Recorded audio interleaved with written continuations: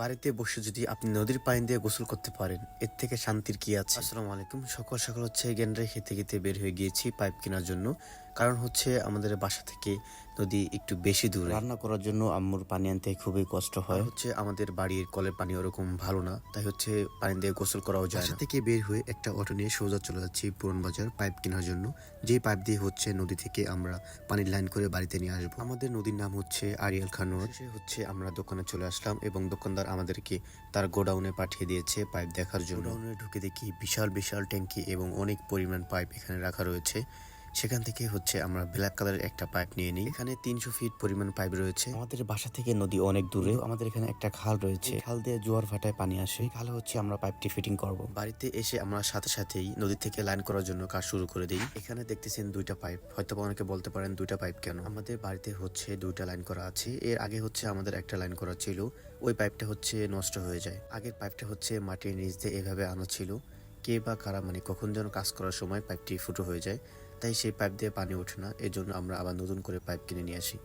আমাদের বাড়িতে মোটর হচ্ছে দুইটা, তাই হচ্ছে আমরা দুইটা লাইন একসাথে করে রাখলাম। যতটা সহজ মনে হয় ঠিক ততটা সহজ নয়, অনেক কষ্ট। আলহামদুলিল্লাহ অবশেষে আমাদের পাইপ মাটির নিচ দিয়ে নেওয়ার কাজ শেষ। এরপর হচ্ছে আমাদের নতুন যে মোটর রয়েছে এই মোটর ফিটিং করতে হবে।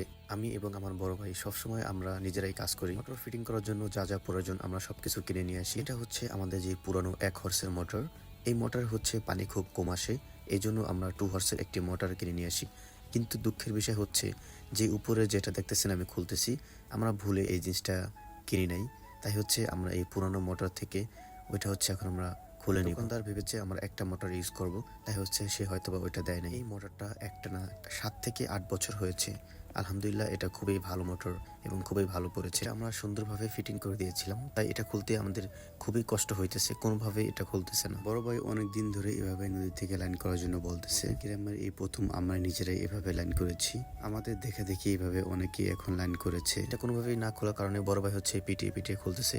এটা যেভাবে প্যাচ ওইভাবে ঘুরাচ্ছে আর খুলে যাচ্ছে। শেষে কিন্তু আমরা এটা খুলে ফেলেছি। এই কাজগুলো করতে মিনিমাম মিস্ত্রিকে 1000 থেকে 1500 টাকা দেওয়া লাগতো, এটা আমরা নিজেরাই করে ফেলেছি আলহামদুলিল্লাহ। এটাকে হচ্ছে আমরা নতুন মোটরে ফিট করব। নতুন মোটরের সম্পূর্ণ কাজ আমাদের শেষ, শুধু আমাদের এটা ফিট করা বাকি আছে এখন। আলহামদুলিল্লাহ অবশেষে কিন্তু আমরা হচ্ছে পানি উঠাতে পেরেছি। প্রথম যেই মোটরটা আমরা ফিট করেছি ওই মোটরটাও কিন্তু আমরা নিজেরাই ফিটিং করেছি।